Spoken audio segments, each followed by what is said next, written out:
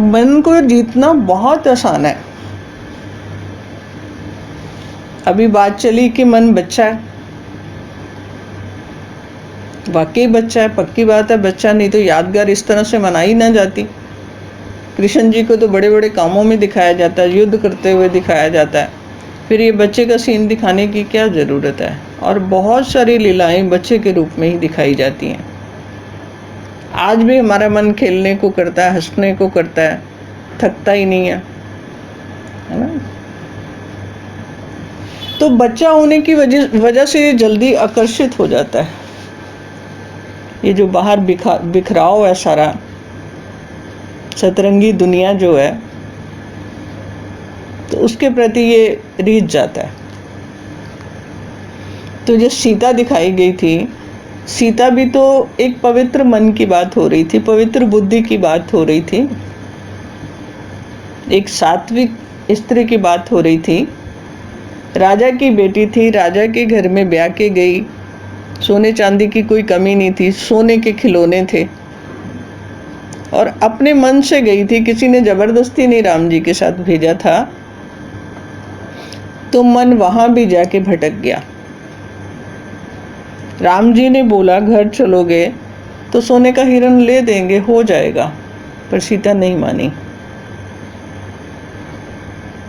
मन हमारा जिद्दी भी बहुत है। सीता ने भी जिद करी। हमारा मन जहाँ अटक जाता है, चाहे व्यक्ति छोटा हो चाहे व्यक्ति बड़ा हो, शरीर कितना भी बड़ा हो छोटा हो, जब बुद्धि अटकती है तो अटक ही जाती है। कैसे अटकती है? अगर हम किसी को दुश्मन मान लेते हैं तो सारा जीवन भूलता नहीं मन, पकड़ लेता है उस बात को। और जिसको दोस्त बना लेते हैं, जिससे दोस्ती होती है, उसे सारा जीवन निभाता है। आपके पास भी ऐसा ही मन है या कुछ अलग थलग है?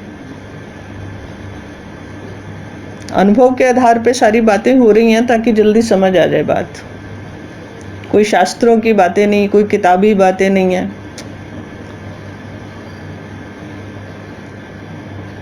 ये हमारी जितनी भी इंद्रियां 9 की 9, इनकी कमान इसके हाथ में है, कमांडर है। जैसे खाने की थाली सामने आ जाए, अगर मन के मुताबिक नहीं तो भूख मर जाती है, सारा विज्ञान चेंज हो जाता है।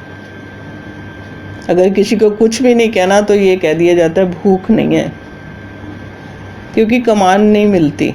कमांड मिले तो तभी तो आगे भोजन अंदर जाए। सारे का सारा मनोविज्ञान चेंज हो जाता है। और पहरेदारी इतनी कि अगर जरा सा भी शक हो जाए खाने में कुछ गलत है तो खाना गले से नीचे जाने ही नहीं देता। इतने पावरफुल, इतने 10 हाथियों जितना, जब 100 हाथियों जितना बल जिसके ऊपर कहा जा रहा है कि थोड़े से जीवन में काम करो और इंद्रिय जीत बनो, और अगर जगत को जीतना है, विश्व को जीतना है, तो पहले मन को जीतो। पॉसिबल है? आगे बढ़ते हैं, देखते हैं पॉसिबल है कि नहीं।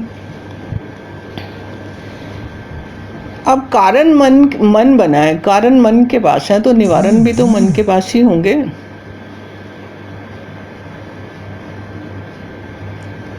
उपाय बहुत हैं मन को मित्र बनाने के, सहज उपाय हैं, सरल उपाय हैं।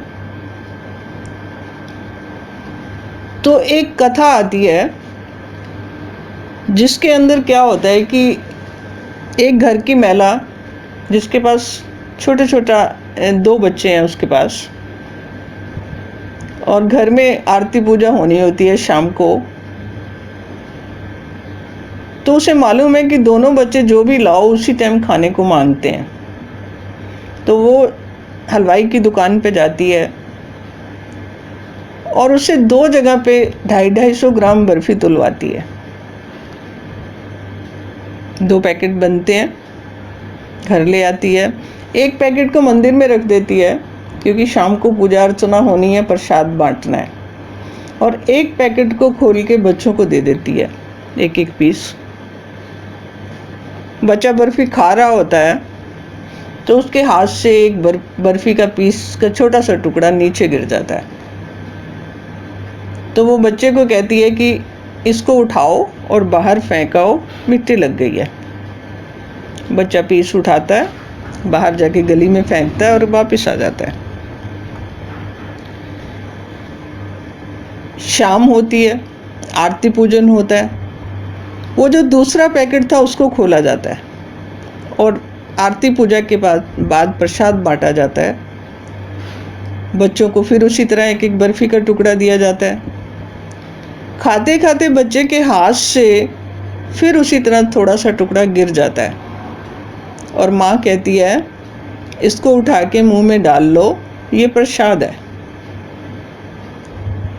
सुबह घटना घटी थी, बच्चा इधर उधर देखता क्योंकि माँ का हुक्म था, उठाया मुंह में डाल लिया।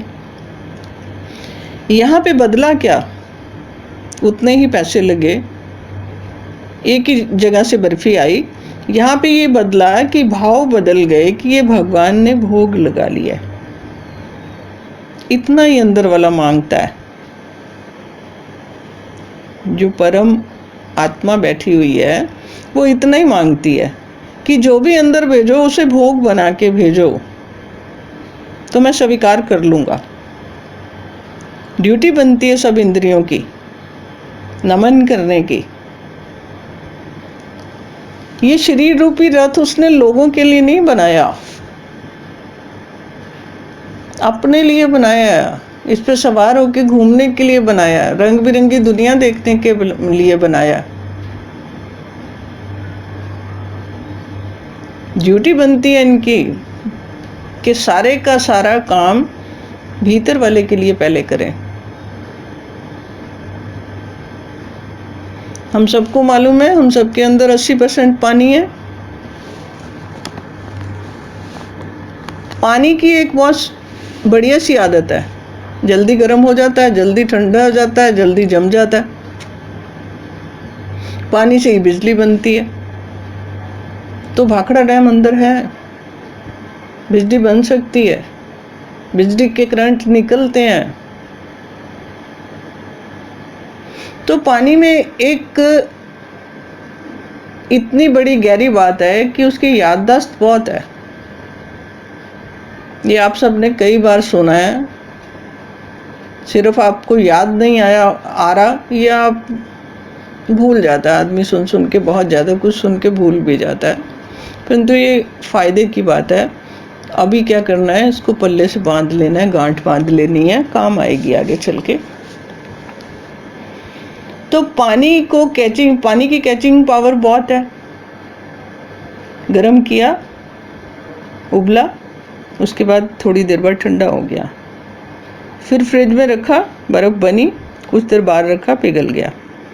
जिस भी चीज़ में डालो वैसा ही रंग पकड़ लेता है। दूध में डाल दो, ढूंढते रहो पानी कहाँ है। पानी एक मेडिसिन है। तो अगर आप उसमें अपना जो भीतर वाला जो प्रकाश दे रहा है, जो चमकती आत्मा है, अगर उसी की दृष्टि डाल के फिर उसको भोग बना के फिर उसको चरनामत बना के पीते हैं तो दवाइयों से जान छुट जाएगी, गारंटेड है। आपको अपने खुद पे इतना विश्वास होना चाहिए कि अनंत शक्तियों से भरपूर है भीतर वाला। अगर हम भीतर वाले की शक्तियों को और तरीके से जानते हैं, जैसे धरती के पास आकर्षण है, धरती हर चीज़ ऊपर से नीचे आती है। इसी तरह अगर आप 4 धातु रख देते हैं, सोना रख देते हैं, चांदी रख देते हैं, तांबा रख देते हैं, लोहा रख देते हैं और उसके साथ एक चुंबक लेके आते हैं, तो वो चारों धातुओं में से कौन सी धातु खींचेगी? जो उससे मेल खाती हुई होगी। तो जो हमारे अंदर विराजमान है वो किसकी संतान है? भगवान की। भगवान माने जो विराट है, उसमें से जो भी शक्तियाँ विराट के अंदर, जो आज मोबाइल फ़ोन ने हम सबको बता दी हुई हैं कि 1 सेकंड में दूसरी जगह पे फोटोग्राफ भी पहुंच जाता है, लिखाई भी पहुंच जाती है, और कलरफुल फोटोग्राफ्स पहुंचता है। कोई तो चेन होगी, कोई तो पुल होगा, कोई तो वेव्स होगी जो इतनी गति से काम करती हैं। साइंस कहती है कि आवाज़ की सीमा है, आवाज़ जितनी दूर तक जानी उतनी दूर तक जाएगी, परंतु प्रकाश की कोई सीमा नहीं, प्रकाश फैलेगा ही फैलेगा, है ना। तो यहाँ हम इंद्रिय जीत बनने की सरल से सरल उपाय हमें श्री गुरु ग्रंथ साहब में मिलते हैं। श्री गुरु ग्रंथ साहब के बारे में आप में से ज़्यादातर लोग जानते होंगे, नहीं तो थोड़ी सी उसकी जानकारी भी हमारे पास होनी चाहिए कि ये इस ग्रंथ की रचना 500 साल पहले हुई और 10 गुरु थे। 5वें गुरु ने अर्जुन देव जी ने लिखा, और स्पष्ट रूप से आपको याद रखना है कि पूरी की पूरी फैमिली हिंदू थी। गुरु हमारे हिंदू हैं, पंडितों के लिए काम किया। औरंगजेब के समय की बातें हैं, ये ज़्यादा दूर की बातें नहीं हैं, 2500 साल पुरानी बातें नहीं हैं। जब हम श्री गुरु ग्रंथ साहब की बात करते हैं तो कुछ लोगों को भ्रांति हो जाती है कि ये सरदारों का कोई ग्रंथ है, सरदारों का कोई मिशन है। इसमें सबसे पहले सबसे बढ़िया बात ये है कि 36 गुरुओं के विचार, 36 गुरुओं की बोली हुई सारी ही लिपियां इसके अंदर दर्ज है। जैसे नानक देव से शुरू हुआ, फिर रामदेव जी हैं, फिर अर्जुन देव जी हैं, तो 10वें गुरु जाके उनके नाम के पीछे सिंह लगा हुआ है। पगड़ी बांधने की रस्म का बहुत बड़ा कारण था, तब तलवारों से लड़ाई होती थी, डंडों से लड़ाई होती थी, और औरंगजेब के साथ युद्ध था। हेलमेट होते नहीं थे सुरक्षा के लिए, तो फिर महाराज जी ने ये सुरक्षा के लिए पगड़ी बंधवानी शुरू करी। उसके फ़ायदे गिनाए कि इसी को ओढ़ के सो जाना, तुमने जंगलों में रहना है, मिट्टी उड़ेगी, ये जल्दी सूख जाएगी। इस तरह से ये रस्म शुरू हुई और उसके बाद इसके लाभ ज़्यादा थे, ये चलती चली आई। श्री गुरु ग्रंथ साहब इसलिए कहा जाता है कि इस ग्रंथ के अंदर सभी जातियों के संतों को, जितने भी विशेष संत उस समय थे, कबीर साहब हो गए, रविदास जी हो गए, वैश्या तक की वाणी है इसके अंदर, सभी के विचारों को सम्मान दिया गया। तो अब एक गुरु की बात और 36 गुरुओं की बात, तो हल तो सारे ही होंगे ना। इस ग्रंथ को सजाने में बहुत बड़ा कत्लेआम हुआ। 5वें गुरु को जान गंवानी पड़ी, और जान भी ऐसे गंवानी पड़ी कि नीचे आग जलाकर तवे के ऊपर बिठा दिया, ऊपर से गर्म रेत डाल दी, गर्म पानी डाल दिया, तड़फा तड़फा के उनको शहीदी मिली। कारण ये था कि औरंगजेब ने अपनी कुछ कुरान शरीफ के पन्ने भेजे थे, तो उन्होंने कहा था ग्रंथ बन रहा है, इतिहास बन रहा है, तो उसमें ये लिपियां भी डाल लीजिए, ये आयतें भी उसमें डाल दीजिए। तो गुरुजी ने कहा कि ये आपकी जो आयतें हैं बहुत बढ़िया हैं, परंतु इस ग्रंथ के विपरीत हैं। तो युद्ध यहाँ से भड़का था। तो उनके भाई ने ही उनके सुराग दे दिए थे, तो पकड़े गए थे। तो गुरबाणी में आता है, सर्व रोग का औषध नाम, देही में इसका विश्राम। माना जितने भी रोग हैं, सर्व रोग का अवखुद नाम। अवखुद का हम भावार्थ समझते हैं, बहुत बड़ा शब्द नहीं है। अव मैंने अंदर, खुद मैंने अंदर, अव मैंने वो जिससे सारा संसार निर्मित हुआ है। कहाँ पे विश्राम कर रहा है? देही में उसका विश्राम। फिर आगे एक जगह शब्द आता है, सबे घट राम बोले, रामा बोले। तो नानक आगे इसकी 2 या 3 विधियों में ही बता रहे हैं कि हमने इंद्रिय जीत बनना कैसे है। गीता तो बाद में बनी होगी या पहले बनी होगी, इसमें नहीं उलझना चाहिए हमें कि कब कौन सा ग्रंथ रचा गया। बात यह है कि हल निकल जाए। विचार हो जाए और हम अच्छे से सुख में जीवन जीते हुए इस संसार से विदाई लें। मन को काबू करने के कृष्ण लीला के अलग अलग उपाय हैं ना, ग्रंथ साहब के अलग उपाय हैं। फिर मन हमारे कहे अनुसार चलेगा। तो नानक का पूरा जोर गुरु के ऊपर है। नानक जितना भी शुरुआत करते हैं वो गुरु से शुरुआत करते हैं और गुरु पे ही खत्म करते हैं। ये उनका बड़प्पन है। वो एक गांव में किसान के घर पैदा हुए थे। ये बहुत बड़ा बड़प्पन है। वो गुरु की महिमा बहुत गाते हैं। नानक कहते हैं, गुर की मत तू ले आने, भक्ति बिना के डूबे सियाने। गुरु देखना चाहिए, गुरु कैसा है आपका। तो यहाँ कहा गया कि गुरु की मत तू ले आने। मत मैंने समझ, आने माने मूर्ख। अपने आप से नहीं कुछ होने वाला। आगे दूसरा पॉइंट देते हैं हम लोगों को कि गुरु से मति लेने से फायदा क्या होगा। मत विच रतन जवाहर माणिक, जे एक गुर की सिख सुनी। मति कैसी हो जाएगी, बुद्धि कैसी हो जाएगी, उसमें रतन भर जाएंगे, जवाहर भर जाएंगे, माणिक भर जाएंगी, अगर आप गुरु के अनुसार जीवन जीते हो तो।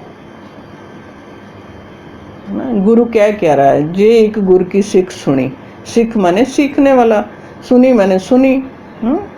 आगे कहते गुरु बिन घोर अंधार, गुण बिन समझ ना आए। तो कहते समय का गुरु ढूंढो। शास्त्र सिर्फ इशारा करते हैं, परंतु वो शास्त्रों में जो लिखा हुआ है वो भी आपको गुरु ही समझा पाएगा। जा जाने रवि, जा जाने कवि। नानक अलग अलग तरह की पहचान करवाते हैं, पाप की, पुण्य की, नरक की, स्वर्ग की। बड़ा सुंदर यहाँ पे वो वचन देते हैं। मन बेचे सतगुर के पास, तिस सेवक के कारज रास। सेवा करत होए नह कामी, तिसे परापत आप स्वामी। मन को बेच दो सतगुरु के पास। और आप तो बड़े सौभाग्यशाली हो, आपके पास तो माँ गुरु है। माँ के पास हम शहर जाके सारी बातें बताते हैं ना, अपने ससुराल की, सब जगह की। पिता को तो थोड़ी थोड़ी बताते हैं ना। वैसे मन को बांधना हवा को बांधना है, बिल्ली के गले में घंटी बांधना है। हमें उसे बांधने को कहा जाता है जो गिरगिट की तरह रंग बदलता है ना। तो इसकी विधियाँ हमें गुरु ही बताएंगे।